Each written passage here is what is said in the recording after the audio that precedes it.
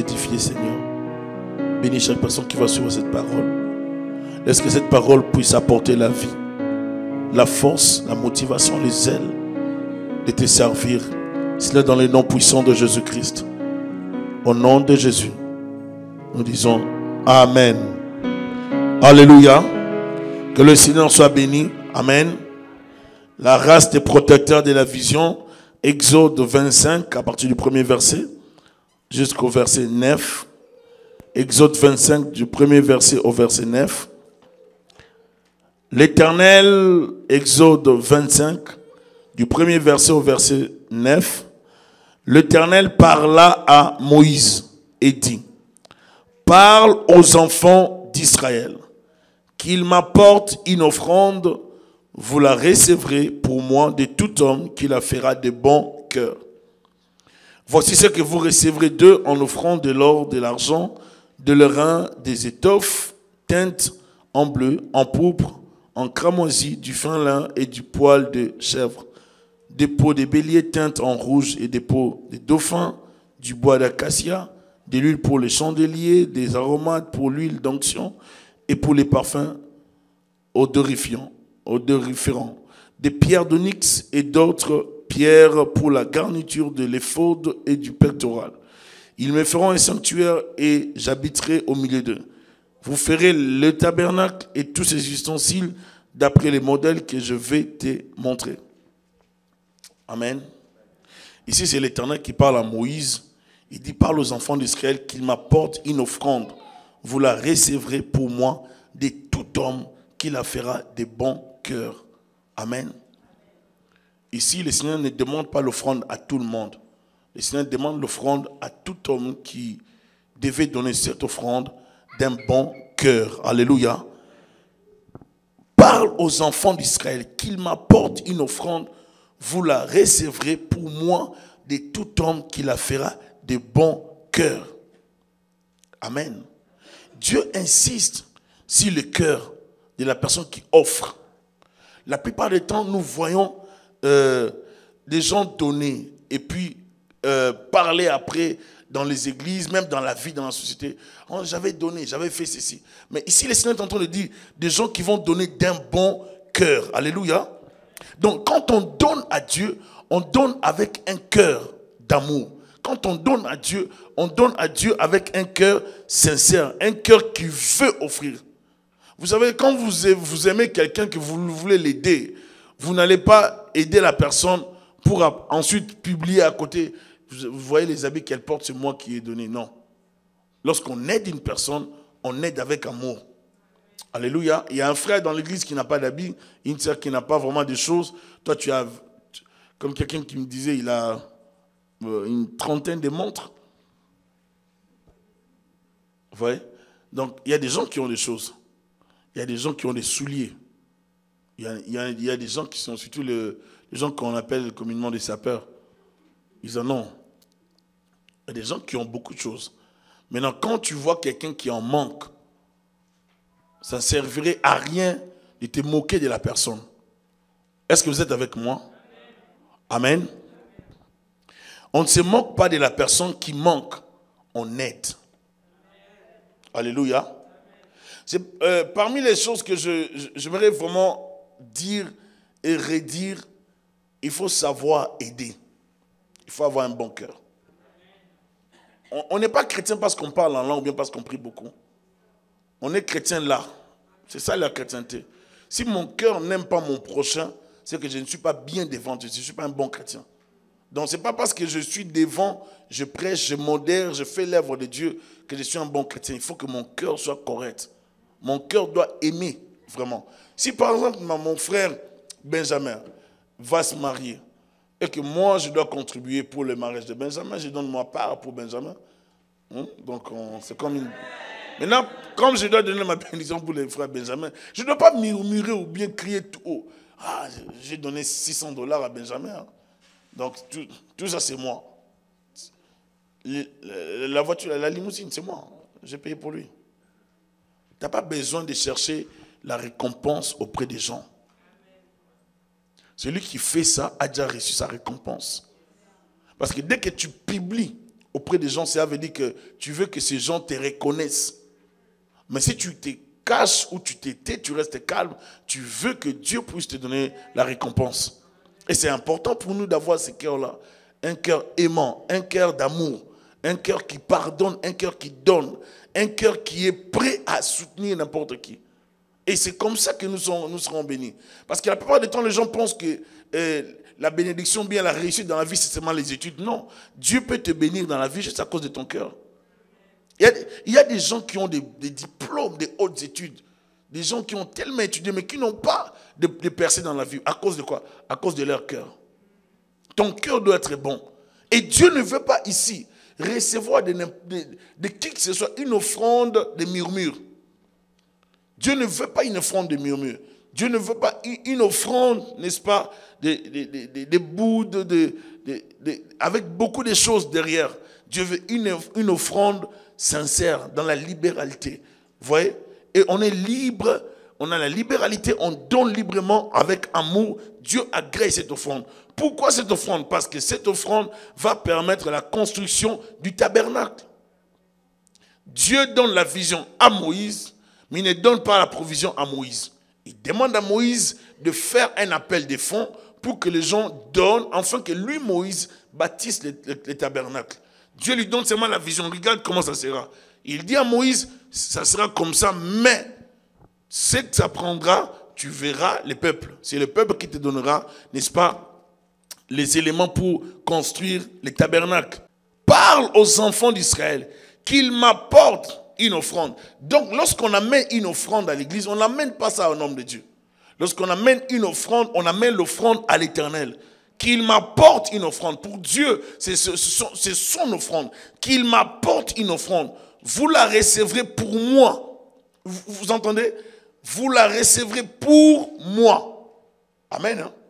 Dieu dit, vous la recevrez pour moi de tout homme qui la fera de bon cœur.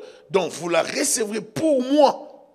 Lorsqu'on reçoit l'offrande, nous prenons l'offrande à la place de Dieu. Cette offrande est donnée à l'Éternel.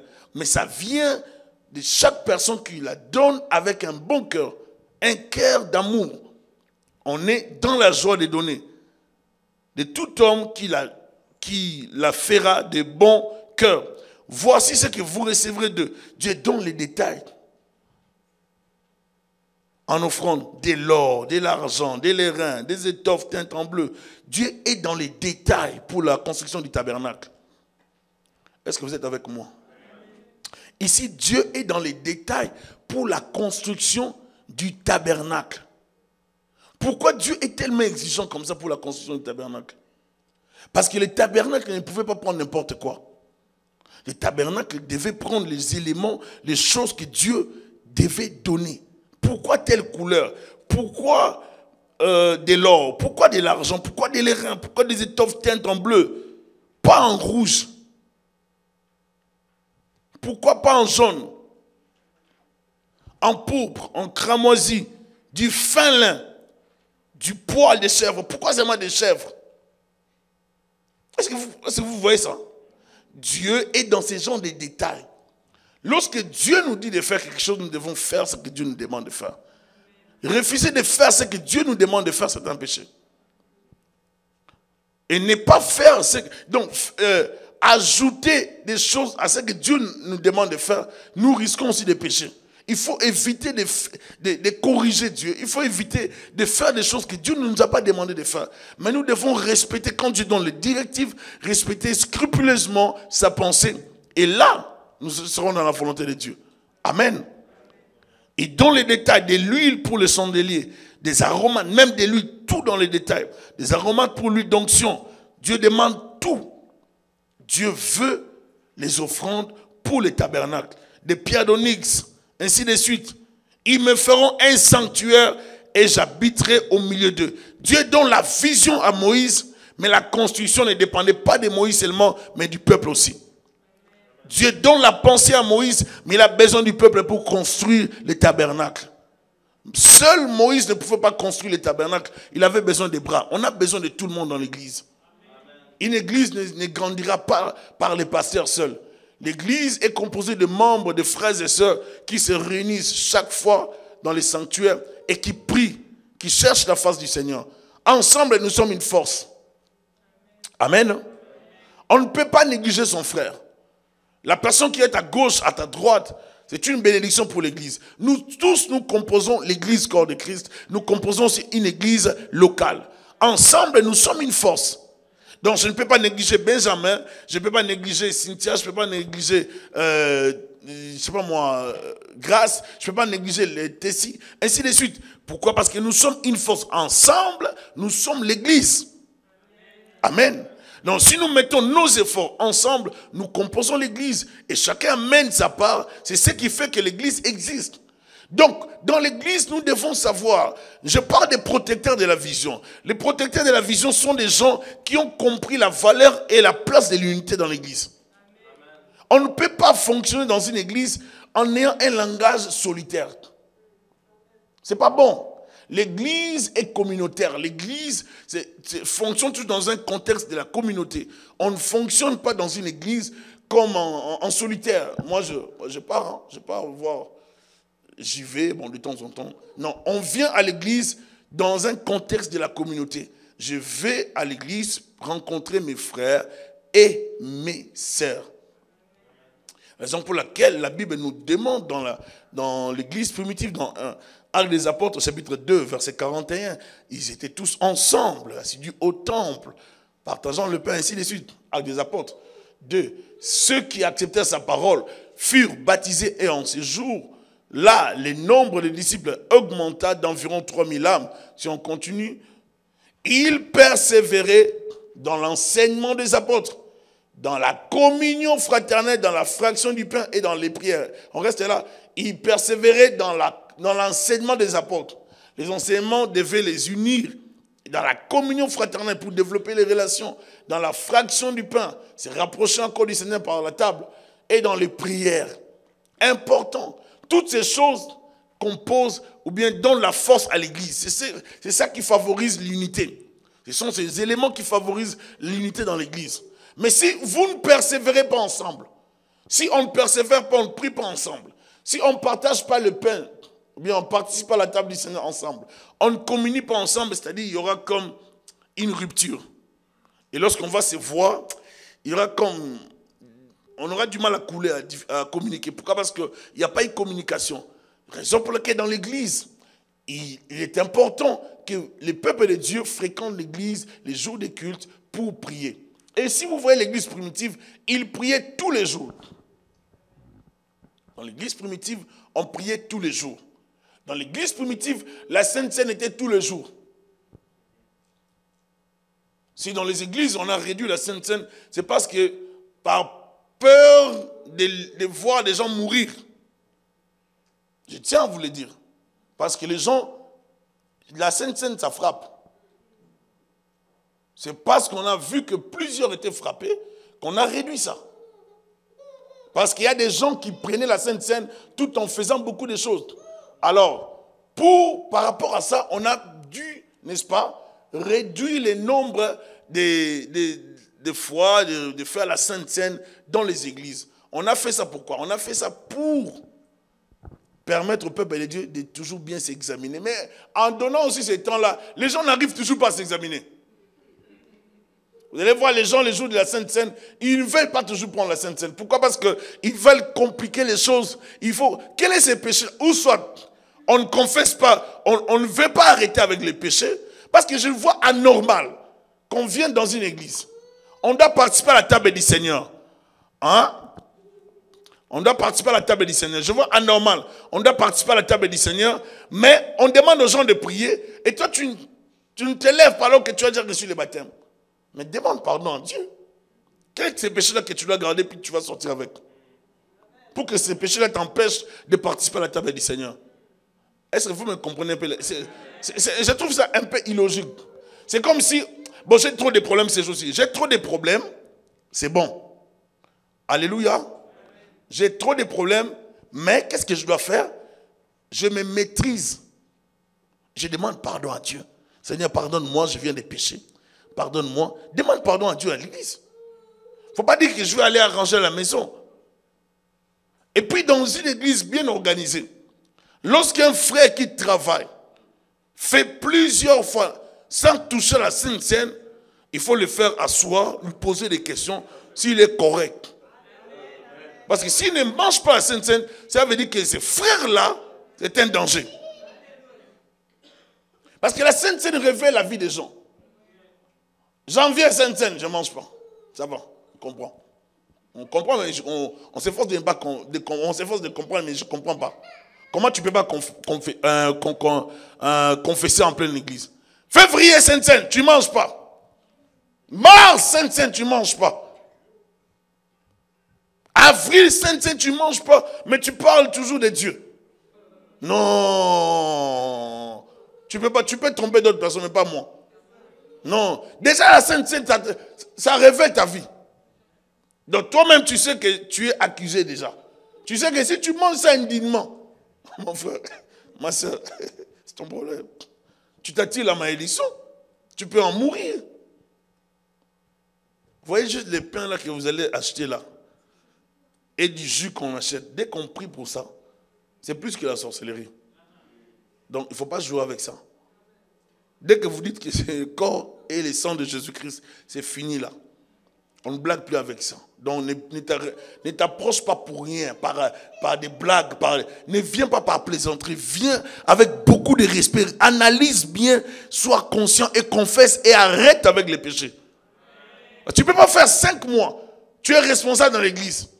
Toi, tu donnes les annonces dans l'église. Mais toi, tu ne prends pas la Sainte Seine. Non. Vous comprenez, non? Non. Oh, frère Tom ne prend pas la Sainte Seine. Premier dimanche. Deuxième mois. Troisième mois, frère Tom. Oh, frère Tom. Comment tu ne prends pas la Sainte Seine? Non, il y a des soucis. C'est sûr qu'il y a un souci.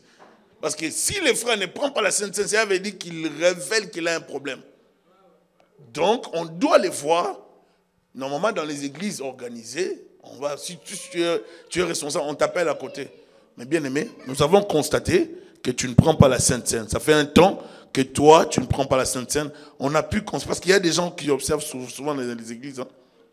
Non, on a constaté que tel responsable, vraiment, ça fait 4 mois, il ne prend pas la Sainte Seine. On lui pose la question. Oh non, j'avais des problèmes à la maison, mais pourquoi tu n'as pas arrangé ça? Donc tu ne peux pas garder tes problèmes pendant 4 mois et 4 mois sans participer à la table du Seigneur. C'est une source de bénédiction, la Sainte Seine. Amen. Donc ce sont des éléments qui nous rapprochent de Dieu et ça favorise aussi l'unité. Bien aimé, c'est très important pour que l'Église aille de l'avant qu'il y ait l'unité. Je ne peux pas dire n'importe quoi sur mon frère parce que c'est mon frère. Avant de sortir une phrase sur ma soeur, je dois peser la phrase. C'est très important, avant de parler de ton frère, de ta sœur, tournez toujours sa langue plusieurs fois. C'est très important, j'insiste. Avant de parler à ton frère, à ta sœur dans l'église, tu n'as pas le droit de manquer quelqu'un du respect. De mal parler à ton frère, à ta sœur. Il faut toujours peser tes paroles. Parce que nous devons travailler comme des hommes de paix, favorisant l'unité. Alléluia. Par nos paroles, par nos propos, je dois tenir compte que l'autre, c'est une personne à part entière qui a sa personnalité, qui a son identité, ainsi de suite. Je ne peux pas sortir n'importe quelle phrase envers ma sœur. Je risque de la blesser. Alléluia. Et ça, c'est important au niveau de l'église. Donc, on doit tenir compte de ces éléments. De l'huile pour le chandelier, des parfums aromates pour l'huile d'onction et pour les parfums odoriférants, des pierres d'onyx, d'autres pierres pour la garniture de l'éphod et du pectoral. Ils me feront un sanctuaire et j'habiterai au milieu d'eux. Vous ferez les tabernacles et tous ces ustensiles d'après les modèles que je vais te montrer. Dieu donne les tabernacles, la vision du tabernacle, des ustensiles du tabernacle. Il dit à Moïse, vous ferez le tabernacle et tous ces ustensiles d'après les modèles que je vais te montrer. Je te montre à toi, Moïse, mais vous allez faire ça ensemble avec les autres. Mais c'est toi qui reçois la vision, mais le travail sera fait avec les autres. Quand Dieu donne une vision, la plupart du temps, il donne ça à une personne et les autres suivent. Vous allez voir, Dieu va donner la vision à Joseph. Joseph, dans son immaturité, n'avait pas compris la vision. Il a expliqué ça. Parce que certaines visions, il ne faut pas les expliquer rapidement. Il a expliqué, ça crée la jalousie, n'est-ce pas? Il a été vendu en Égypte. On a voulu les tuer par ses frères. Mais vous allez voir que plus tard, ce sont ses frères qui vont les rejoindre dans la vision. Alléluia. Dieu donne toujours la vision à une seule personne et à la personne, maintenant, de conduire les restes. Maintenant, les autres qui viennent ne sont pas écrasés. Lorsqu'on entre dans une vision, on n'entre pas dans une vision comme en guerre. On entre dans une vision dans l'amour de faire en sorte que la vision entre dans l'accomplissement. On n'entre pas dans une vision comme en cherchant des problèmes. Je cherche des erreurs dans la vision. Non. On n'entre pas comme ça dans une vision. On entre dans une vision avec l'intention d'apporter un plus. Parce que si Dieu a donné à tel homme de Dieu telle capacité pour amener le ministère dans tel niveau, Dieu a donné dans une sœur, dans un frère dans l'église, une autre capacité pour que cette capacité entre dans l'église, afin que l'église aille de l'avant. Est-ce que vous êtes avec moi? C'est comme ça que Dieu fait les choses. Maintenant, si toi tu es dans l'église, tu as des capacités, tu prends tes capacités, tu les gères pour toi. Tu peux aller jusqu'à la tombe avec ça. Qu'est-ce que tu vas faire avec? Tu vois, ça sera plus bénéfique pour toi de mettre les dons et talents que tu as au bénéfice des autres pour que les autres en bénéficient. Là, Dieu sera glorifié. C'est très important que tout le monde arrive à mettre ses dons, ses talents, ses capacités au bénéfice des autres, au bénéfice de l'Église. Nous avons des dons que Dieu nous donne, mais nous devons le mettre au bénéfice de l'Église. Dans Jacques 4, 10 à 17, Jérémie 10, 48.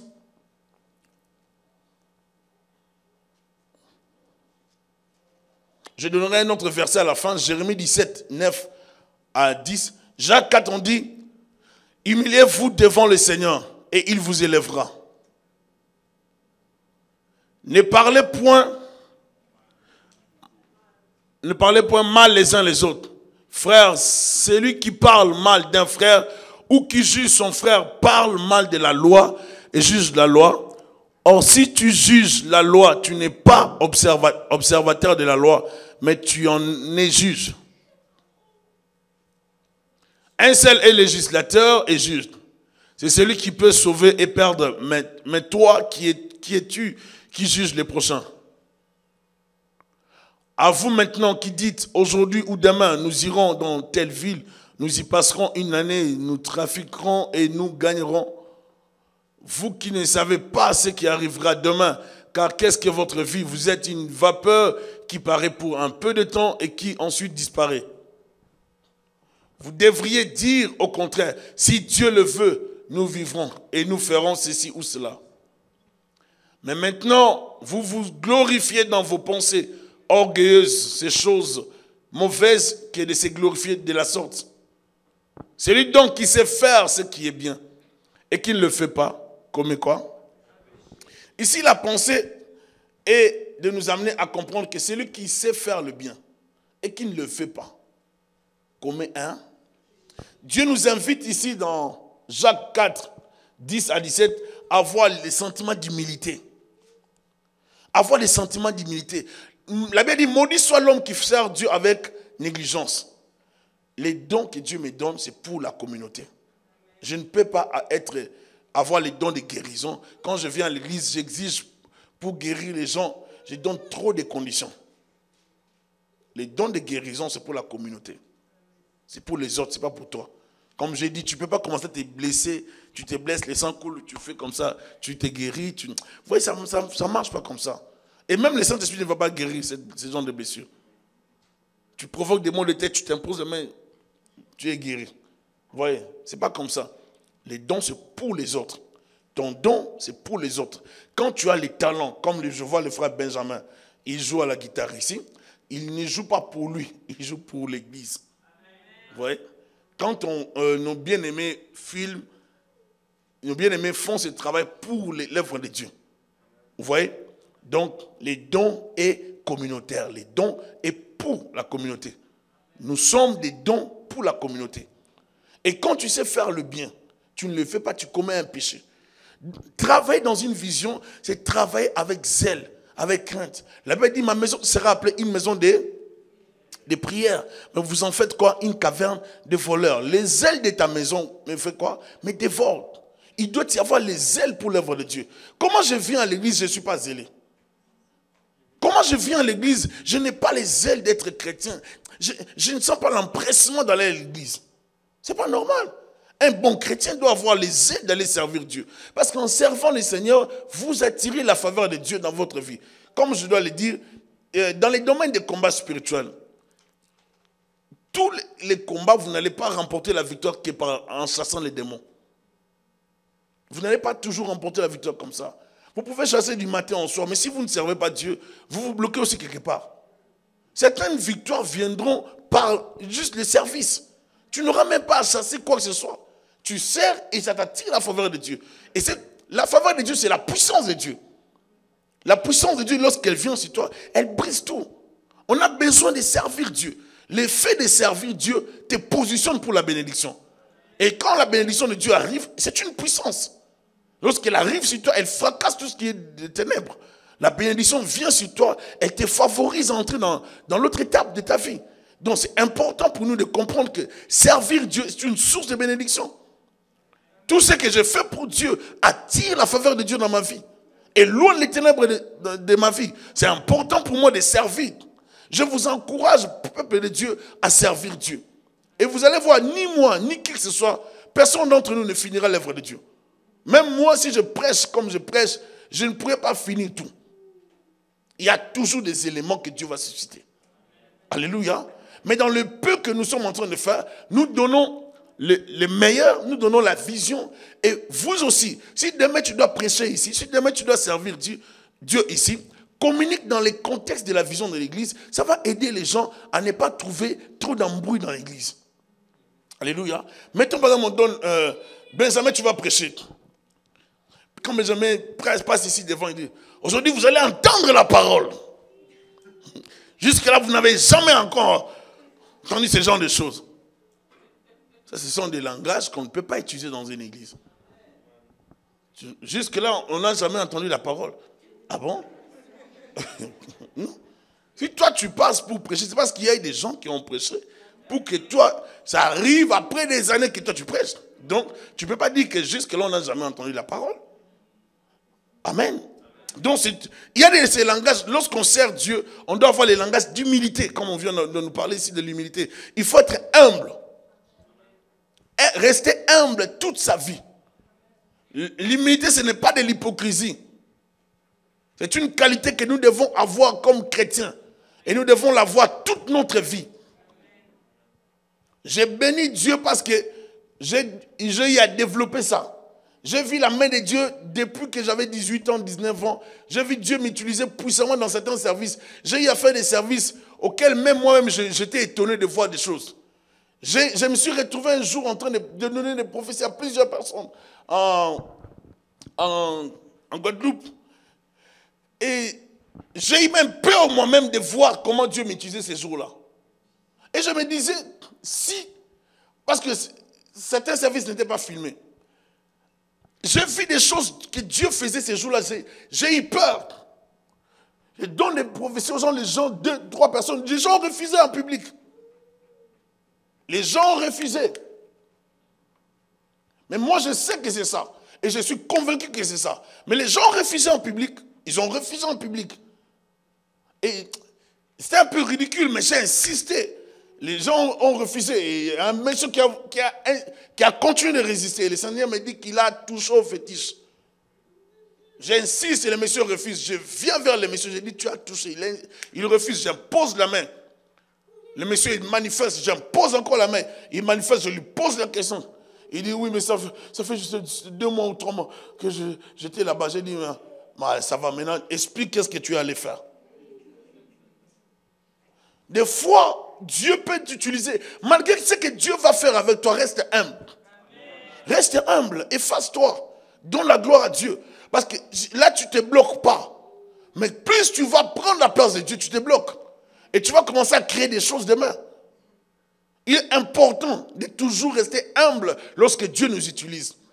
Et nous veillons sur la vision de l'humilité. Un serviteur de Dieu, une servante de Dieu doit être une personne humble. Humble sur toute la ligne. Humble. Même si tu as prêché comme si tu crachais le feu, reste humble. Reste vraiment humble, effacé. donne la gloire à Jésus-Christ. Tu vas voir, tu auras toujours la motivation d'aller lire la Bible. Tu auras toujours la motivation de prier. Parce que si tu vois Dieu t'utiliser à un autre niveau, tu risques de croire que tu n'as plus besoin de la prière. Tu risques de croire que tu n'as plus besoin de lire la Bible. Et ça sont des pièges que l'ennemi nous lance. Il faut vraiment les éviter. Il faut toujours avoir soif de Dieu. Tant et aussi longtemps que tu auras ce corps corruptible et que tu seras humain, tu auras soif de Dieu. Tu dois toujours prier. Ma soif de la prière n'a jamais baissé. Je ne baisse pas dans ça. Je me fortifie pas. À un moment, je suis fatigué, mais je m'impose la discipline de toujours prier. Parce qu'on ne sert pas Dieu par habitude. On doit maintenir la relation. C'est très important pour nous chrétiens de savoir maintenir la relation. Ne servons pas Dieu par une formalité. Comme si on remplissait une formalité. Bon, je pars le mardi, je vais servir seulement vite fait pour retourner à la maison. Non, nous servons Dieu avec cœur. Dieu a besoin de nos cœurs. Ceux qui apporteront leur offrande de tout leur cœur, d'un bon cœur. Il faut amener ton cœur dans les services. Il faut être zélé pour l'œuvre de Dieu. Il faut aimer servir Dieu. Les protecteurs de la vision sont des gens qui portent l'œuvre de Dieu à cœur. C'est pour ça qu'ils seront prêts à donner sans murmurer. Ils seront prêts à donner leur temps, leur intelligence sans murmurer. Je me rappelle lorsqu'on faisait les travaux ici avec des frères et sœurs. On a passé la nuit ici. On a passé des moments difficiles pour mettre la peinture, travailler. Et le lendemain, on avait à qui c'était. On a travaillé toute la nuit ici. Faire la peinture. Les sœurs faisaient la peinture. On a mis les tapis ici. Le même jour de la croisade. Le même jour. La croisade, c'est à 19h. On mettait les tapis le même jour. J'ai quitté la salle ici. J'avais des vertiges terribles. Terrible, je vous assure. J'ai failli tomber de l'autre côté. Parce qu'on a travaillé comme 3 jours d'affilée. Et le 3e jour, c'était là qui c'était. J'ai eu tellement de vertiges. Je suis allé dans le bureau là-bas. Il n'y avait pas encore le meuble et tout ça. Je me suis reposé là-bas à l'intérieur pendant 1 heure de temps. Je me suis levé, mais je me suis senti comme étourdi. J'ai failli tomber. Parce que j'avais des vertiges. C'était les ailes de la maison. Je devais travailler.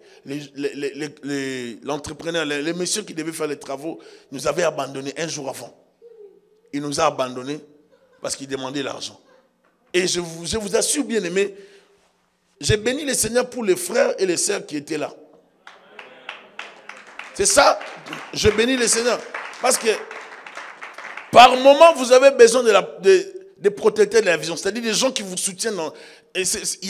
Tout ça, il n'y en avait pas. Tout ça, il n'y en avait pas. Il n'y avait pas toutes ces choses. Il n'y avait pas toutes ces choses. Donc, ça prenait des gens qui croyaient. Lorsque moi, je disais à ces messieurs de me faire toutes ces choses, j'ai conçu ça dans ma tête. J'ai expliqué les idées. C'est sûr que je n'avais pas ça. Pour moi, ici, il y avait un vide. On devait laisser un vide et je pouvais mettre juste une peinture ici ou bien des dessins. Mais ce sont les bien-aimés qui ont eu la pensée de faire ça.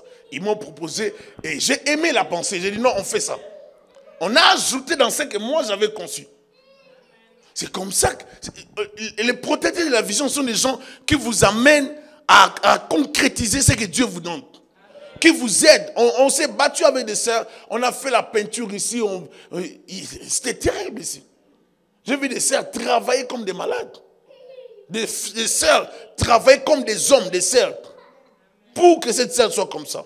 Des sœurs travaillent comme des hommes. C'est ça l'église. Et aujourd'hui on en est là parce qu'il y a des frères et des sœurs qui ont travaillé. Tout le monde a donné son temps de vie, des sœurs scier, couper les bois. Et même d'autres en avaient même la réputation. C'est-à-dire dans... Oui. D'autres en ont eu la réputation à scier les bois, à couper les bois. Les sœurs. Je ne parle pas des frères, je parle des sœurs. Non, Bijou, attendez. Hein. Bijou m'a dit merci. Hein. Donc, elles ont eu la réputation. Donc, terrible pour scier les bois. Il s'est passé des choses. Mais tout ça, c'était la motivation. On était déterminés à rendre cette salle belle. Alléluia.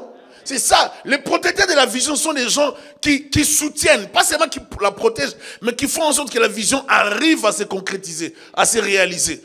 Qui donnent aussi leur argent, qui se disposent pour que les choses aillent de l'avant. J'ai vu tout le monde, des gens quitter leur travail, d'autres même retourner à la maison, dormir et puis sortir de chez eux vers minuit pour venir travailler ici à minuit. Tout ça, ça nous a donné ça. Alléluia. Donc, pour concrétiser une vision, ça prend des bras. Ça prend des gens qui ont le cœur. S'il n'y avait pas le cœur, les gens n'allaient pas venir. Mais comme il y avait le cœur, les gens sont venus et les gens ont travaillé. S'il y a le cœur, bien aimé, nous irons de l'avant. Une vision ne peut se concrétiser que lorsque les gens s'impliquent. La construction du tabernacle, ça ne prenait pas autre chose que l'implication. Est-ce que je parle à quelqu'un? La construction du tabernacle ne prenait pas autre chose que l'implication. Ça prenait qu'on s'implique, que tout le monde apporte sa part. Et je voudrais vous dire, mes sœurs, mes frères, apportez votre part dans la maison du Seigneur.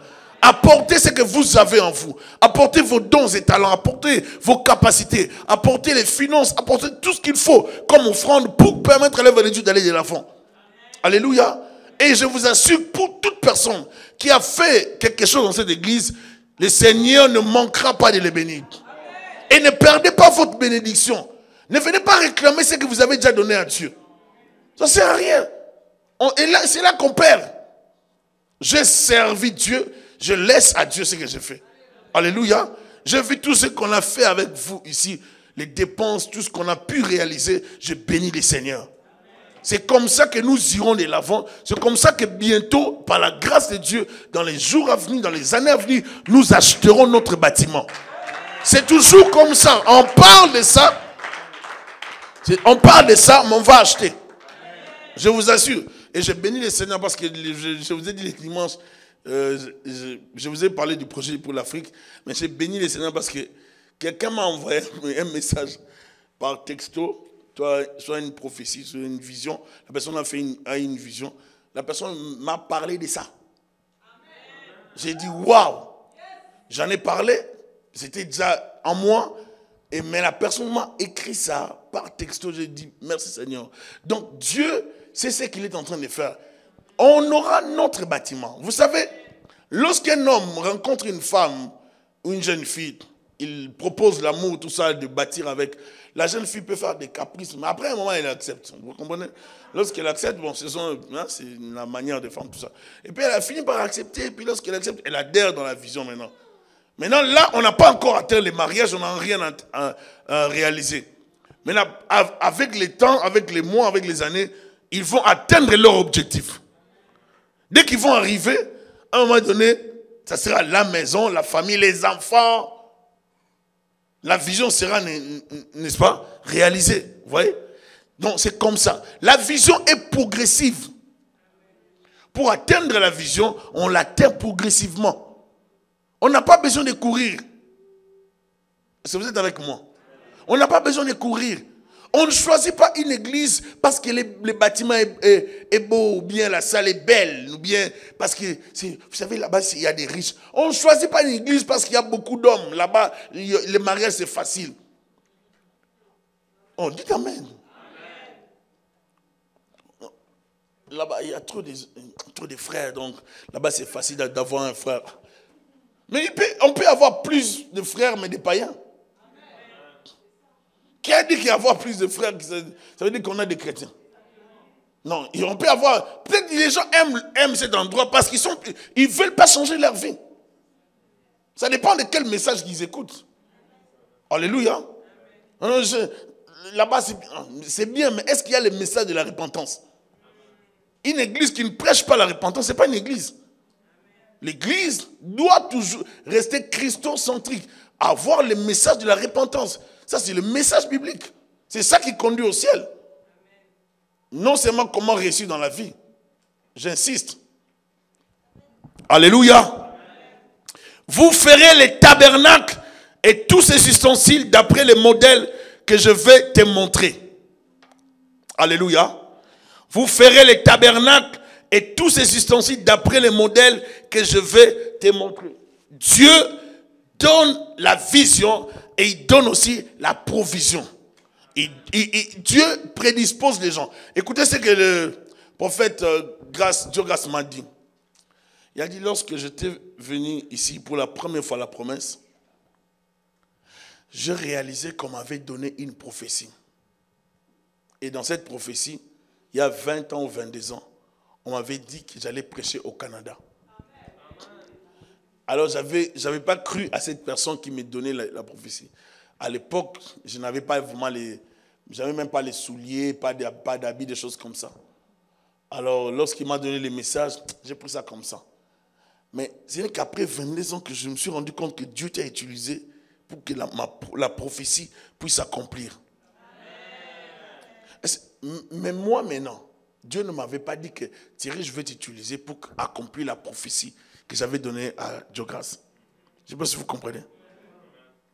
Dieu, des fois, nous utilise comme des provisions, mais sans nous le dire. Mais il voit nos cœurs. Je vais donner un autre exemple. Dieu va dire à un homme de Dieu, va dans telle vie. Il y a une veuve, il y a une personne que j'ai préparée qui prendra soin de toi. Mais la veuve n'a pas été informée par Dieu. Dieu ne lui a rien dit. Dieu n'a pas dit à cette veuve, écoute, il y a mon serviteur qui va venir, prends soin de lui. Non, Dieu te teste. Dieu te place devant une personne et il te teste en même temps. Donc c'est à toi de comprendre que si tu saisis ta bénédiction, elle sera ta bénédiction. Si tu ne la saisis pas, elle passera. Quelqu'un d'autre va la saisir. Quelqu'un d'autre la saisira. Donc les prophètes arrivent, la veuve prenait des choses pour aller manger, mourir, elle et son fils. Et le prophète dit, donne-moi que je mange d'abord. C'est un peu méchant, vous voyez, pour un homme de Dieu. Mais c'était tentant aussi. Et la femme, qu'est-ce qu'elle dit? Mais c'est pour moi et mon fils. Mais le plan de Dieu était de sauver cette femme.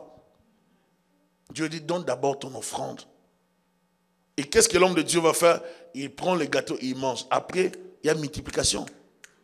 Alléluia.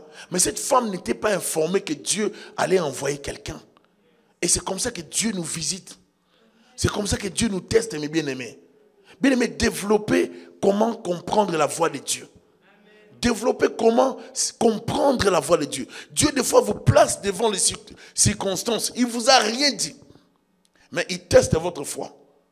Il faut savoir que Dieu nous teste. Dès que nous sommes là, Dieu qui est aux cieux nous teste.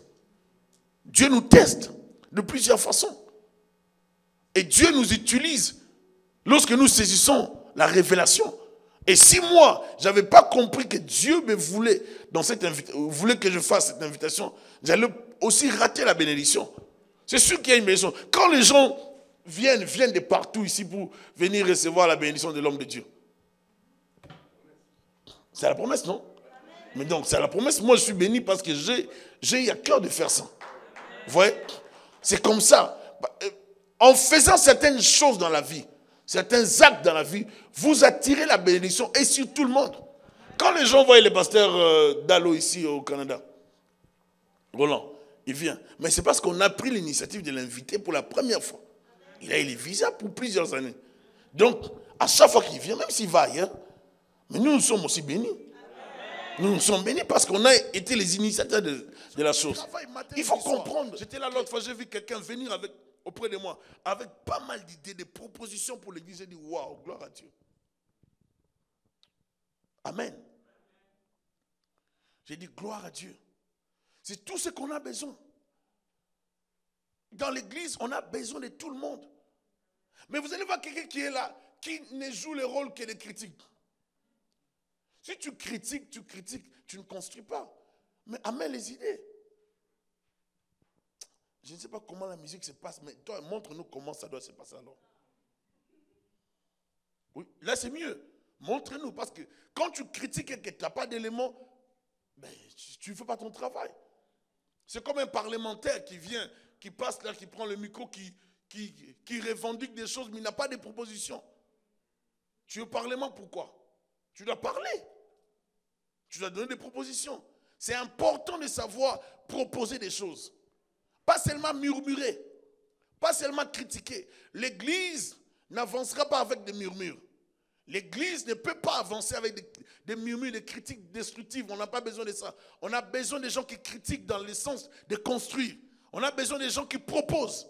On a besoin des gens qui amènent des bonnes idées. On a besoin des gens qui critiquent, qui pensent. Parce que regarde, j'ai pensé à ça. tel qu'on fait, c'est pas bon. Moi, j'ai pris 1 heure, 2 heures, des jours pour penser à ça. Je pense qu'on peut corriger ça comme ça, comme ça, comme ça. C'est comme ça que l'église avance. Alléluia. Mais ça ne peut pas avancer s'il y a seulement des gens qui forment des groupes, qui murmurent, des gens de tel clan, de telle tribu, de tel côté. On ne peut pas avancer comme ça. Et ça sont des bassesses qu'on doit bannir. Et je bénis le Seigneur parce qu'ici, on n'en a pas. Alléluia. J'étais dans une église, un homme de Dieu a suspendu un frère de la chorale. Dès qu'on l'a suspendu, le frère aussi a suspendu les choristes. Je ne peux pas oublier cette histoire. Je vous dis une histoire vraie. On l'a suspendu, lui, il a suspendu les choristes. Il a dit, à partir d'aujourd'hui, c'est moi votre chef. Personne ne joue. Et bizarrement, tous les choristes ont obéi à ces messieurs à Calais, pasteur. Et le dimanche, personne n'est venu. Personne. Mais ce sont des païens. Et vous savez la finalité de cet homme? La finalité est qu'actuellement, il a épousé une autre femme. Il n'est plus serviteur de Dieu. Il a abandonné la... C'est toujours facile de critiquer lorsqu'on est dans une église. C'est toujours facile de détruire lorsqu'on est dans une église. Maintenant, lorsqu'on a demandé de partir, là, il est parti. Mais quand tu vas bâtir maintenant l'église, parce que dans l'église, tu suspendais on te suspend, toi tu suspends. Il est parti. Là, maintenant, vous savez, il est parti. Il a épousé une autre femme. Il est parti. Il a repris à prendre la bière. Il s'est méconduit. Il est dans les boîtes. Il est dans les mauvaises choses. Ouais, il y a certaines chrétientés. Certaines personnes qui sont dans les églises sont des gens qui ne sont pas affermis. Et des fois, lorsqu'elles apportent des idées, ce sont des idées des gens qui veulent qu'on les applique du coup. Si vous ne les appliquez pas, je sors ou bien je crée un problème. Un chrétien n'est pas comme ça. Un chrétien, lorsqu'il propose, si la proposition n'entre pas dans la vision de l'église, on ne l'adopte pas. Et ça ne va pas te blesser. Alléluia. Ça ne doit pas te blesser. Il ne faut pas croire que toute proposition que vous donnez à un homme de Dieu, il doit l'appliquer directement. Et si on ne l'applique pas, vous vous énervez comme si on était obligé de prendre votre proposition. Non. Mais il faut proposer quand même. Alléluia. Mieux vaut proposer que de murmurer. Mieux vaut proposer des idées. Et c'est important pour l'église d'avoir des gens qui travaillent et non des négligents. J'ai donné l'autre verset de Jérémie 10, 48. Maudit soit celui qui fait avec négligence l'œuvre de l'Éternel. Mais tu peux projeter les versets. C'est Jérémie combien? Donc j'ai un verset, c'est bon. Tu peux projeter les versets. Maudit soit celui qui fait avec négligence l'œuvre de l'Éternel. Maudit soit celui qui éloigne son épée du carnage. Maudit soit celui qui fait l'œuvre de Dieu avec négligence. On ne peut pas travailler dans l'œuvre de Dieu avec négligence. De la même façon, pour qu'il y ait productivité, on nous donne le temps de travail. Si c'est de 8h à 17h, c'est de 8h à 17h. Tu ne peux pas rester au travail de 8h à 20h selon ta volonté. Oh non, j'ai pris mon temps, je travaille un peu calmement. Je voulais un peu prendre mon temps, quoi. Tu ne peux pas dire ça à ton superviseur. Tu travailles jusqu'à 17h, tu t'arrêtes à 17h, tu dois produire. Entre 8h et 17h, tu n'as pas le choix. Tu n'as pas le choix, est-ce que vous comprenez? C'est la même chose. Dans l'église aussi, c'est la même chose. Si tu dois être rentable dans un domaine, sois rentable. Il ne faut pas... La plupart du temps, j'ai compris que les gens, tout le monde tremble pour son emploi. Parce que l'emploi donne l'argent. Tout le monde tremble pour le travail. Parce que le travail séculier nous donne l'argent. Cet argent nous permet de payer les loyers, les factures. Mais peu de gens tremblent pour celui qui leur donne la vie, le souffle de vie, pour aller faire le travail séculier en question. Il faut trembler pour celui qui vous donne la vie, le souffle de vie. Parce que si Dieu dit que demain tu ne te réveilles pas, tu ne te réveilles pas. J'ai vu qu'il y a un autre musicien de mon pays qui vient de mourir encore.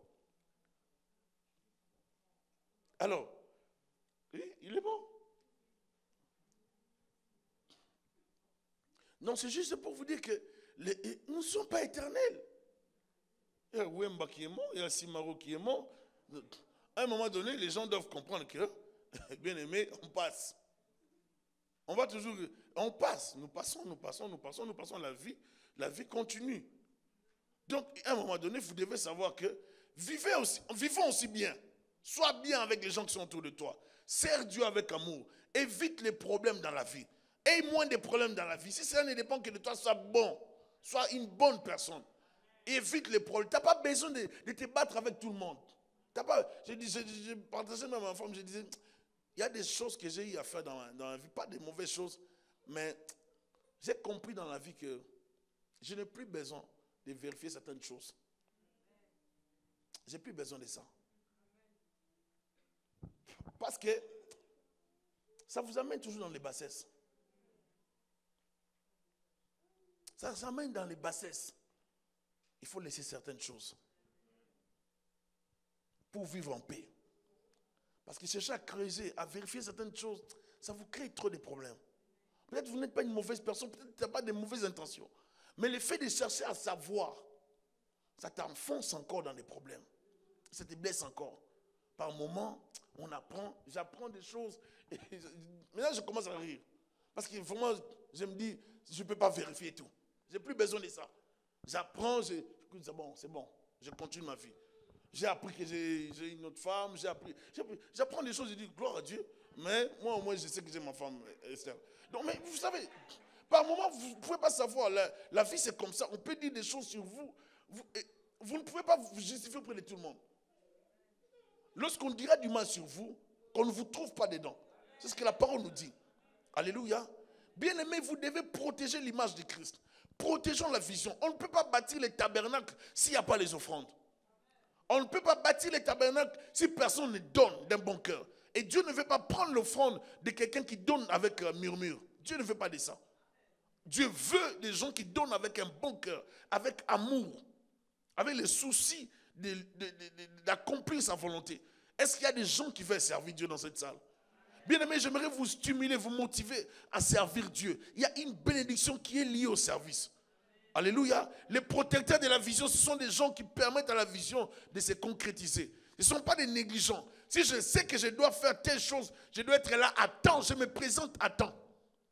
Je devais être à l'église à 19h moins 5 pour faire telle chose. Je ne dois pas être là à 19h15. Alléluia. Parce qu'il y a des gens qui sont comme ça, qui suivent les choses à la lettre. Maintenant, si une telle personne arrive à l'église et que la personne trouve que jusqu'à 19h10, il n'y a rien, la personne peut murmurer. Bien-aimés, soyons excellents dans ce que nous faisons. Lorsqu'on arrange les sons, on ne vient pas arranger les sons à 19h10. On sait qu'on doit vérifier les vidéos, je sais pas moi, les caméras, les systèmes de son, et ainsi de suite. On le fait avant. On doit être correct avec le Seigneur. On fait tout avant, on vérifie tout, on est à l'aise. Après, on commence les cultes. On vérifie les branchements, tout avant. C'est comme ça qu'on sert Dieu. On sert Dieu avec zèle. On sert Dieu avec fardeau. On sert Dieu avec amour. On sert Dieu avec crainte et tremblement. C'est comme ça que nous serons bénis. Les protecteurs de la vision sont des gens qui sont prêts à défendre la vision. Par leurs actes, par leur argent. Défendre la vision par l'argent, c'est soutenir la vision. Dépendre par les actes, c'est être zélé, c'est donner. La vision, c'est gagner les âmes. Il faut gagner les âmes. La vision, c'est parler de Jésus-Christ partout. C'est défendre l'image de Christ. Vivre dans la crainte du Seigneur. Au milieu des gens, que les gens disent que toi, tu es réellement un chrétien. Que tu es vraiment une chrétienne. C'est ça, défendre la vision. Les protecteurs de la vision sont aussi des gens qui défendent l'image de leur église. Aujourd'hui, nous sommes dans une période où les gens salissent les églises. Où tout le monde croit que c'est permis de salir les églises. Comme le prophète le disait, on le dit souvent. Si un a péché, ce n'est pas tout le monde. Il ne faut pas coller les péchés de l'autre, de l'un sur les autres. Non. Alléluia. Et vous devez, vous chrétiens, nous devons avoir des arguments pour défendre l'image de Christ. Ne vous laissez pas faire par les païens. Je vous l'ai dit. Ne vous laissez pas intimider par les païens. Il y a un temps où les païens pouvaient faire des choses. Mais il faut arrêter ces temps-là.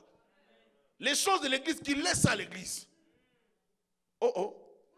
Les choses de l'église, c'est à l'église de les traiter. Alléluia. Ils se permettent de traiter les choses de l'église. C'est à nous maintenant de nous améliorer, de changer la façon de vivre la chrétienté pour défendre l'image de Christ. Le nom de Jésus est sali à cause de nous les chrétiens.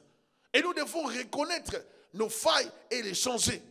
On doit changer beaucoup de choses dans l'église. Amen. Ma sœur, mon frère, soyons corrects. Défendons l'image de Jésus-Christ. À l'extérieur, qu'on puisse dire de toi que tu es une bonne personne. Alléluia. Vis bien avec les voisins. Vis bien avec ta famille. Comme je viens de dire, pour éviter des problèmes, ne cherchez pas à tout le temps creuser. Laissez certaines choses comme ça. Laissez. J'ai dit, banaliser par moment, c'est important. Par moment, c'est important, ça vous épargne des crises cardiaques. Ça vous épargne des problèmes de cœur, ça vous épargne des soucis. Des palpitations, hein? On dit des palpitations, des insomnies. Bon, je n'ai jamais eu ça, mais j'ai béni le Seigneur parce que je ne suis pas quelqu'un des insomnies. Moi, je dors toujours bien. Oui, la vérité. À tout moment, si je vais dormir, je dors. Non, je n'ai pas des insomnies. Parce que je ne mets pas trop les choses en tête. Mais je vous encourage. Bien aimé, si on vit, si on doit tout suivre dans la vie, on ne va pas vivre. Si vous devez tout creuser, tout vérifier, tout suivre, vous serez un homme qui serait là derrière la femme pour compter même les boules de viande dans les... Il faut à un moment donné éviter de suivre trop les choses. Je vous dis, il ne faut pas trop suivre dans la vie. Si on est tout le temps là derrière les choses, on n'aura pas la paix. Vivons correctement. On dit ça sur toi, c'est pas grave, je continue ma vie. Ça ne me décourage pas. Ils ont l'habitude de dire, je continue ma vie. Fonçons, servons le Seigneur. Parce que par moment, on n'a pas besoin de suivre tout ce que les gens disent. Et les gens sont devenus tellement attachés, accros au Facebook. Tout ce qui est écrit sur Facebook, c'est la vérité. Ce n'est pas la parole de Dieu. Tout ce qui est publié sur Facebook, c'est la vérité. Qui a dit que c'est la vérité? C'est vrai qu'il y a des abus, c'est vrai qu'il y a des erreurs, mais Facebook n'est pas la vérité. La vérité, c'est la parole de Dieu. Je vous stimule, peuple de Dieu, à lire la parole, à aimer servir Dieu, à vous accrocher au Seigneur. Servez le Seigneur avec crainte et tremblement, avec beaucoup de zèle, avec beaucoup d'amour. Soyons des bâtisseurs pour le Seigneur. Soyons des protecteurs de la vision. Défendons l'évangile partout, aux entreprises, au travail, à l'université, au cégep, dans la famille. Défendons l'image de Christ. Même dans les deuils, lorsque les critiqueurs, les gens, des destructeurs des églises, commencent à salir les églises, défendez l'église. Parlez de Jésus-Christ. Moi, je crois qu'il faut profiter de ça. C'est pour ça que j'ai un message. La plupart du temps que je prêchais dans les deuils, c'est sur l'enfer. Parce que je pense que dans les deuils, il faut parler de l'enfer. Parce qu'à un moment donné, les gens, dans les deuils, comment voulez-vous dans les deuils, les gens viennent pour se convertir? Parce que la Bible nous dit, c'est là que l'homme doit réfléchir. J'ai comme l'impression que les gens ne se convertissent pas. On doit commencer à prêcher sur l'enfer. Alléluia. Je vous assure, on doit commencer à prêcher sur l'enfer. Je me rappelle, lorsque je prêchais sur l'enfer dans le deuil, après mes prédications, j'étais toujours sujet, j'ai failli me faire tabasser. Mais j'en parlais terriblement. Et les gens ne me supportaient pas à la fin. Mais je suis content de savoir qu'après mes prédications, il y a trois ou quatre serviteurs qui sont devenus des pasteurs. Et je me rappelle dans un deuil où j'ai prêché. Et il y a un frère qui est venu là. Il fumait, un garçon, il fumait. Et puis il vient, il lance. Il vient souffler sur moi. Et puis la fumée, la cigarette, tout ça. Et puis moi j'ai regardé. Oh, c'est quoi ça? J'ai dit, mon frère, il faut craindre le Seigneur. Je me rappelle, c'était vers 95 par là. Et plus quelques années après, il était touché par l'évangile. Vous voyez? Leur groupe là qui me menaçait lors de cette prédication, ils se sont tous convertis. Ils sont devenus des pasteurs. Dieu change les vies. Nous ne devons pas nous retenir pour parler de Christ. Que le Seigneur vous bénisse abondamment. Soyez bénis. Merci Seigneur pour ce temps que tu nous as donné dans ta présence. Merci pour ce qu'a été ce moment dans ta présence.